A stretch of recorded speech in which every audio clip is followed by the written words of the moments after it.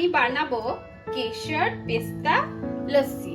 সেই জন্য আমি নিয়ে নিয়েছি দই, পেস্তা কুচি আর দুধে ভেজানো কেশর আর চিনি। প্রথমেই আমি কি করব, দইটাকে একটা মিক্সিতে দিয়ে একটু ফেটিয়ে নেব।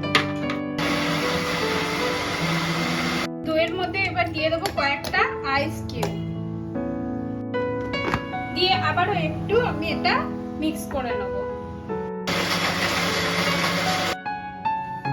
এবার আমি একটা গ্লাসে একটু দই ফেটানো দিয়ে এর মধ্যে